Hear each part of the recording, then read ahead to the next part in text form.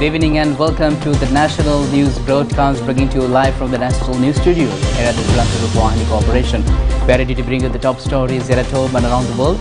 I am ChannelEye. And I'm Sharifah Dahir. A very good evening to you, and we take a look at the headlines first.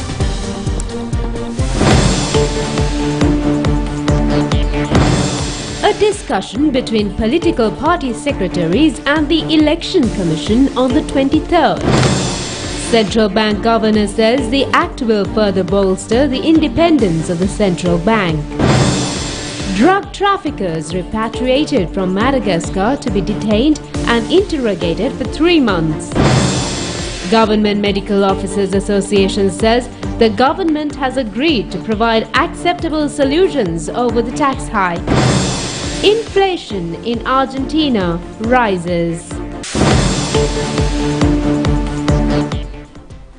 On to those and other stories in detail. Now we're starting over the top local story. The economic output of Sri Lanka, as measured by the gross domestic production for the year 2022, recorded as 7.8% of negative growth. The GDP rate was delivered upon the rate released by the Census and Statistics Department yesterday. The Department of Census and Statistics released the estimated gross domestic production at current price and at constant price in production approach and the other microeconomic indicators and the fourth quarter of 2022. The GDP for the year 2022 at constant price has declined to close to 12,018 billion rupees. This is against over 13,038 billion rupees which recorded in the year of 2021. The year of GDP growth rate for year 2022 has been reported as 7.8% of negative growth rate. The report had attributed the contraction of the economy to the deepening of the economic crisis, and social unrest began in early part of 2022. In addition, frequent power disruptions, shortages in fuel, raw materials and foreign currency which affected in making supply chain disruptions amidst price escalation in both domestic and global markets affected the whole production process, according to the report. The value of the rupee depreciated against the US dollar today. According to the Central Bank of Sri Lanka, the selling rate of a US dollar was at 346.33 rupees. The buying rate of the US dollar was at 329.02 rupees today. Yesterday's buying rate of the US dollar was 327.59 rupees, while the selling rate was 344.66 rupees. In the meantime, the Sri Lankan rupee also depreciated against several foreign currencies as well.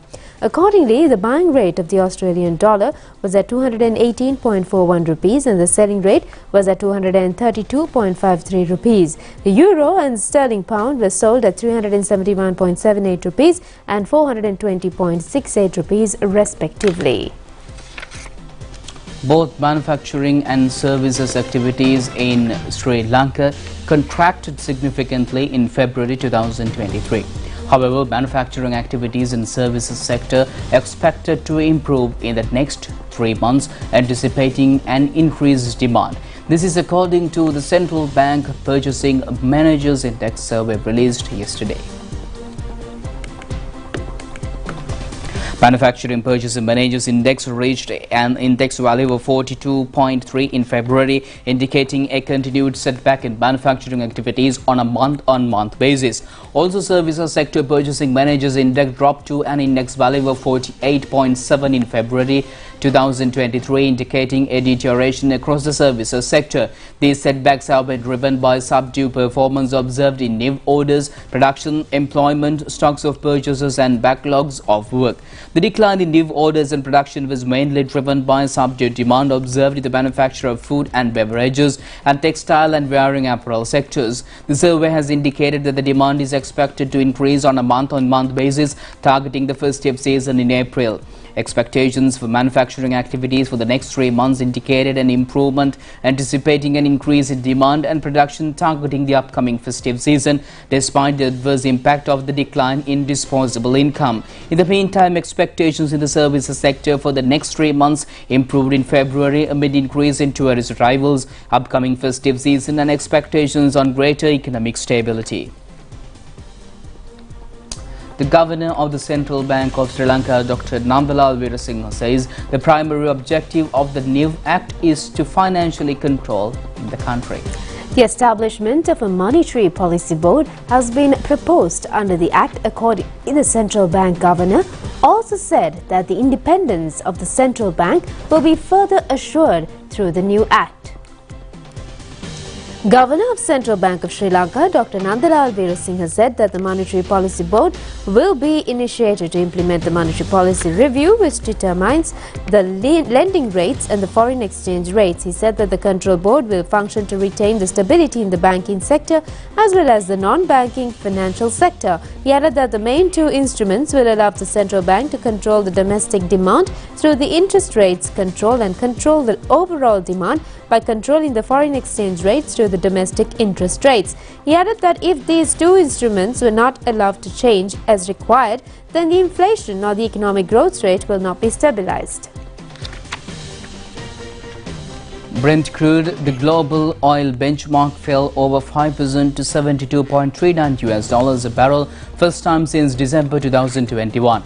OPEC considered this week's slide in oil prices to be driven by financial fears and not by any imbalance between demand and supply. The organization expects the market to stabilize in the near term. The US West Texas Intermediate also over 5% to $67.06 a barrel.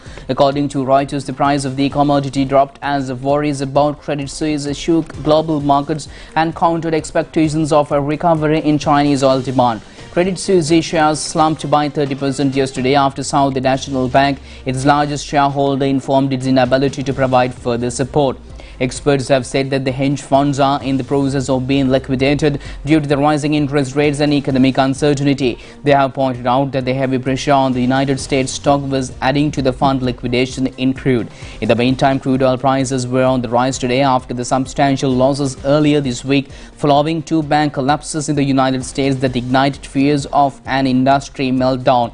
The rebound today followed an update on China's growth outlook, which reinforced expectations on stronger oil demand this year. The OPEC and the International Energy Agency expects global oil demand to hit a record high this year at 102 million barrels daily.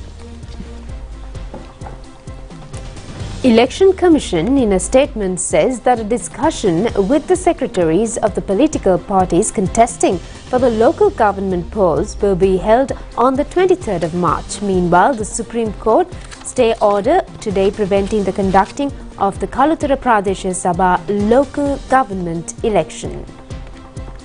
The statement issued by the Election Commission has indicated that the audited account statements of the respective political parties should be submitted to the Commission within a period of 14 days starting today.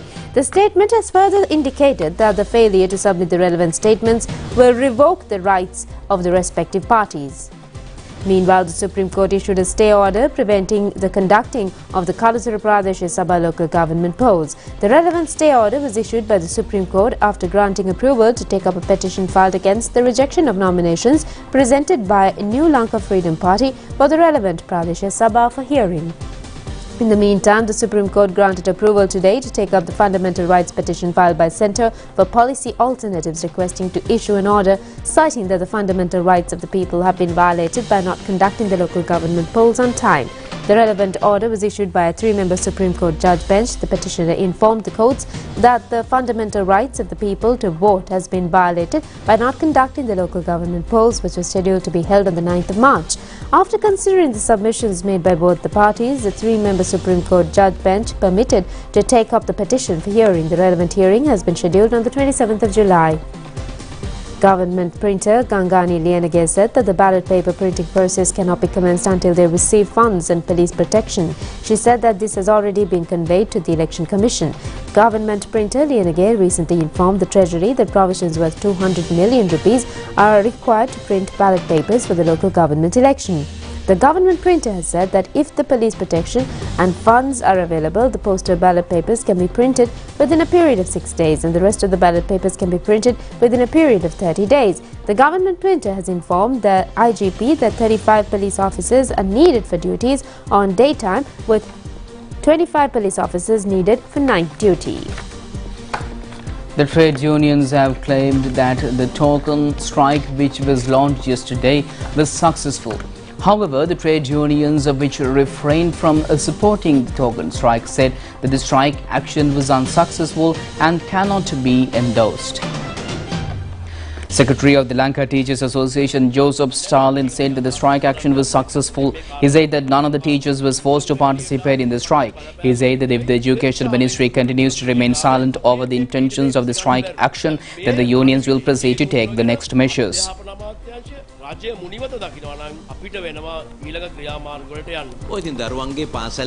Minister Susil Premachand said that the school children lost one of their schooling days due to the strike. He inquired regarding the social responsibility of the unions. වර්ෂ දෙකේ පාසල් පවත්වන්න බැරි වීම නිසා තුන්වන වසර අවසානයේ තිබිය යුතු නිපුණතාවයන් කොයි මට්ටමේද තියෙන කියන එකයි කතා කරන්නේ. ඉතින් අපිට පාසල් වහගෙන ඉඳලා මේක කරන්න බෑ. ඒ නිසා තමයි අපි අමාත්‍යාංශයේ හැටියට පාසල් දින ගන්න ඒ වර්ෂයකට යන නියමිත ගන්න තිබීම සඳහා සියලු උත්සාහයන් ගන්න නිවාඩු දින අඩු කරගෙන. The Government Medical Officers Association said that the strike action was successful and the government has officially agreed to provide an acceptable solution for the raised demands.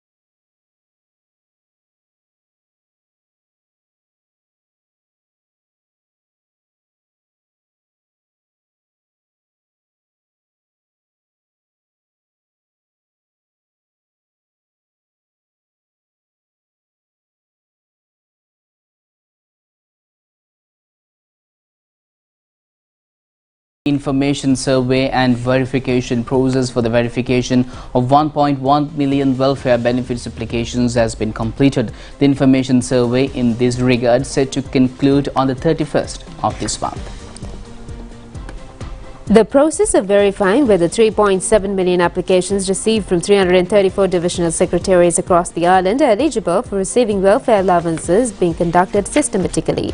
The highest verification rate of the 1.1 million welfare benefit applications is in the Kalatara district at 46%, followed by the Badula district at 34% and the Gaul district at 32%. All 1.1 million applications have been verified across the island. State Minister Shehan Sema Singh highlighted that failure to provide accurate information prior to the deadline will lead to the loss of welfare benefits. Therefore, the State Minister requests all applicants to provide accurate information to the officials conducting the information survey.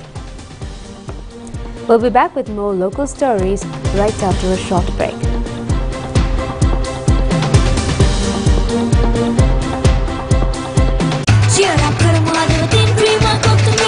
Big match fun, Prima Kottumi Tiyanaka. On 17th and 18th of March, we'll be playing our traditional encounter at Pesara Oval. The match will be given live on ChannelEye. Celebrating a 127-year legacy, it's the Cartman Cup 2-day men's wrestling cricket encounter.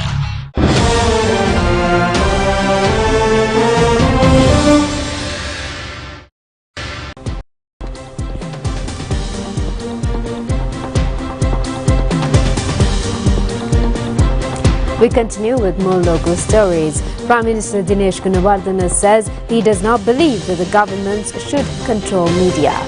However, media should ensure ethical standards, the Prime Minister emphasized. Prime Minister Gunawardena made these remarks while addressing the gathering at the felicitation of Kumar Nadeshan, chief of the Varkesh of the leading Tamil newspapers in the country, for conferring Pravasi Bharatiya Award, the highest recognition given to a non-Indian by the government of India. Addressing the gathering, he said that the people must also verify news before sharing new content with others on social media. Media, while providing information to the people, has a responsibility to educate them to identify and reject fake news, he added. The Prime Minister pointed out that it is a part of their social responsibilities of media. Indian High Commissioner Gopal Barclay was also present at this occasion. Today, there is much talk about the social media and its lack of ethics and professionalism. My friends might not agree with me, but I know silently they would agree. I do not believe the governments should control media. We stand for that. However, media should ensure ethical standards. Yesterday, I met a group of South Asian media personalities, including from India and the neighboring nations, attending regional conference on fake news, disinformation, propaganda in international relations when they were in Colombo. These media experts of the region were unanimous in their opinion that fake news and disinformation cause havoc in society. They said it is responsibility of the media to educate people how to recognize false news. It is not going to be easy thing, but also keep us on alert. And our region also, perhaps through them, are also alerted of the issues that could come. Therefore, this August forum, India-Sri Lanka Society is doing a human service to foster the friendship and cooperation between our two countries, two nations, totally committed to democracy. Our bonds of friendship excellency day by day increases. Closer cooperation develops within us. India has been the closest and the strongest friend when Sri Lanka faced the most severe crisis, unprecedented, the bankruptcy debt crisis. It is India that intervened, gave the supporting hand for the Sri Lanka economy to come back to life again. So I mentioned the two nations totally committed to democracy, India being world's biggest democracy, and Sri Lanka with a proud record of enjoying universal franchise for the last 90 years. In this manner, we have been contributing the democratic process right across the Asian continent. Minister Vijaydas Rajapaksa says the Ministry of Justice will act with the intention to ensure the public security. The minister made these remarks while speaking at a media conference held to brief on new legal drafts and acts expected to be revised in the future. Minister Vijaydas Rajapaksa said that those who commit minor offences have to be placed in remand custody for 14 days. However, he said that such individuals become criminals upon release. Accordingly, he said that such individuals will be placed under the custody of their guardians without placing them under remand custody after entering into an agreement. He also said that legal criteria and methodologies to impose penalties are in the process of being formulated at present.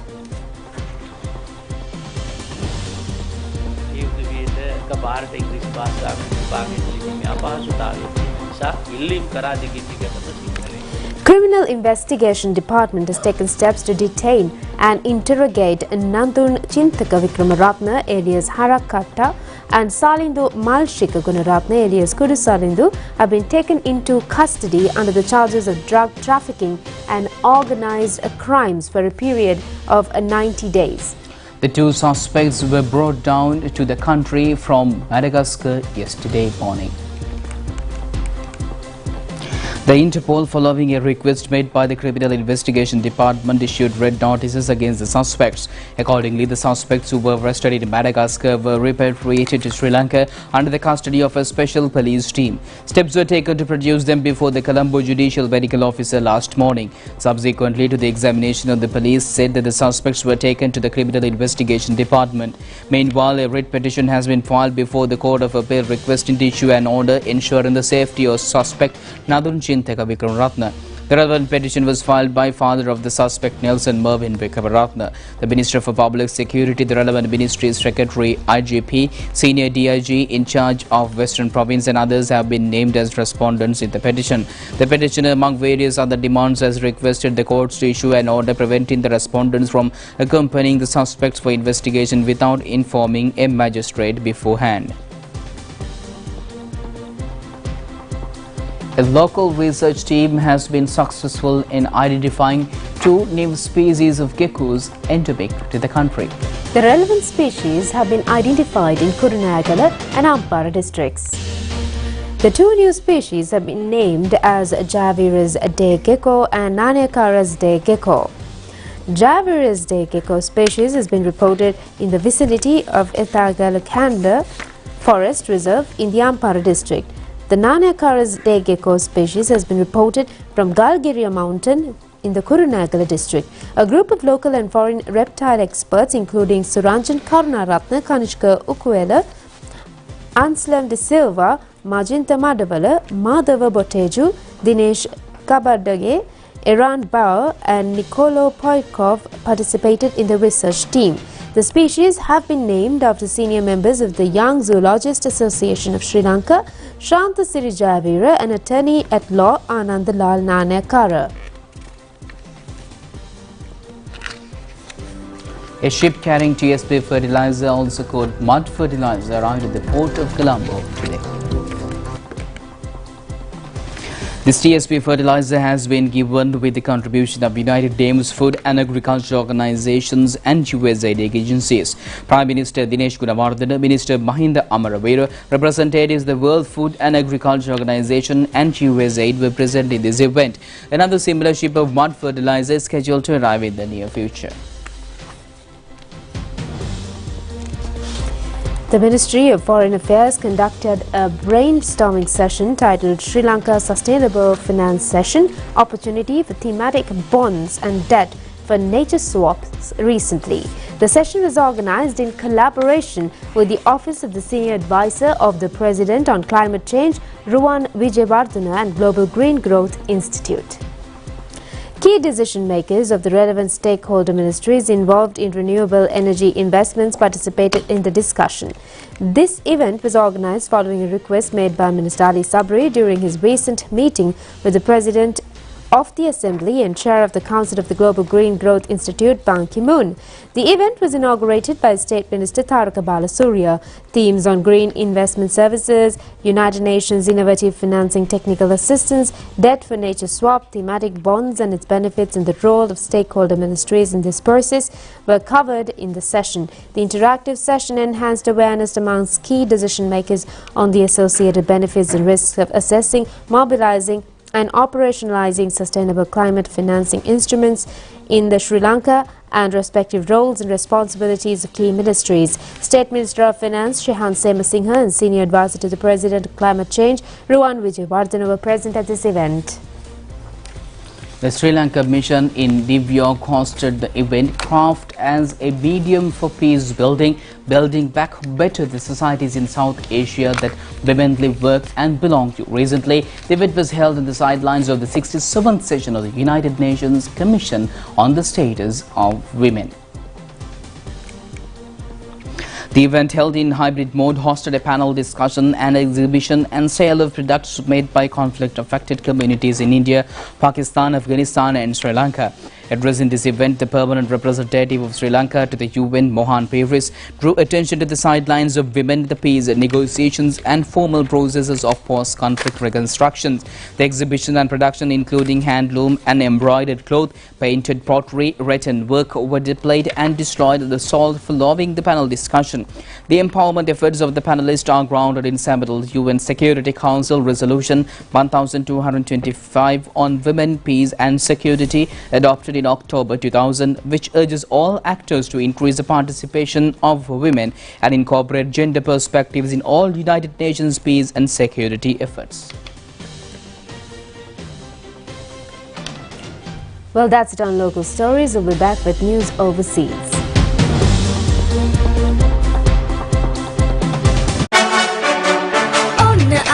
cricket fever රටට බෝවෙලා cream කොත්තුඹී එක්කලා fun double වෙලා කෙලෝ spicy කොල්ලෝ හැන්වි cream කොත්තුඹී මී බින් match එක fun කරවයි cream කොත්තුඹී මී hot and spicy රසද cream කොත්තුඹී කනකොට අපරේ beat එකේ නැත වෙයි සෙට් එක තාලෙට ගස්සලා බවුන්ඩරි උඩින් කප් එක උස්සමුද ඉතින් චියර් අප් කරමු අද තින් ක්‍රීම කොත්තුඹී big match fun ක්‍රීම කොත්තුඹී තියනකම්.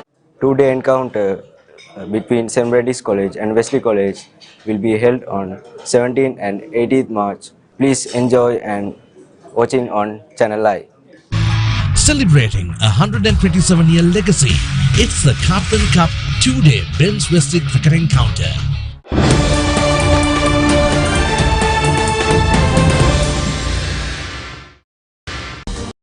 Welcome back with international news. And Argentina's inflation rate has soared past 100% for the first time since the end of hyperinflation in the early 90s. Inflation hit 102.5% in February, where the prices of many consumer goods have more than doubled since 2022. Argentina has been in economic difficulty for years and many people now live in poverty. Its government is attempting to stem price rises by capping the prices of food and other products. But the food and drink sectors saw the most dramatic recent increase, with prices growing by 9.8% in February compared to January. According to foreign reports, this increase could partly be due to a sharp hike in the price of meat, which rose by almost 20% in the space of a month. Adverse weather conditions, a prolonged heat wave and a drought seriously impacted livestock and crops. Although the symbolism of the inflation rate shooting up past 100% is striking, the effects of soaring inflation have long been felt in Argentina.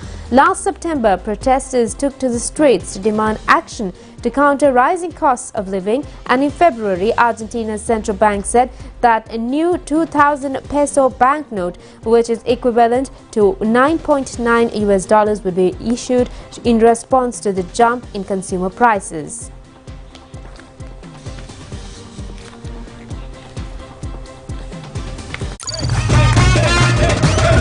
Prima Kotumi Fantamai.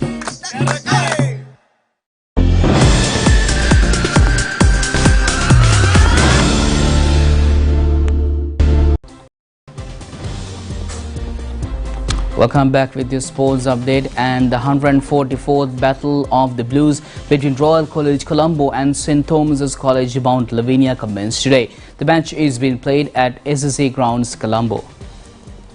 The annual cricketing encounter between the schools first began in 1879. The Royal College is led by Lasith Machanayaka this year, while Romesh Mendis captains the St. Thomas's College Mount Lavinia. Winning the toss, St. Thomas invited Royal College to bat first. The three-day Royal Thomian encounter, battling for the D.S.N. Nayaka Memorial Shield, is the second longest uninterrupted cricket series in the world. It is significant that the President, the Prime Minister and the Opposition Leader are all boys of Royal College Colombo. The Battle of the Goals between D.S.N. Nayaka College Colombo and Mahanama College Colombo will be held on the 24th and 25th. A media conference to brief over the series was held yesterday. The one-day encounter between the schools will be held on the 8th of April. Manura Piris is leading the D.S.N. Nayaka College team, while Sachira Vadivita leads the Mahanama College.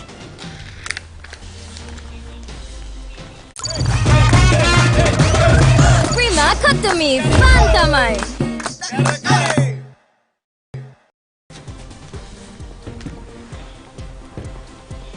And with that, we conclude tonight's news. Do it just tomorrow at the very same time. I'm Charita signing off with Sharifa. Stay safe. Good night. Good night.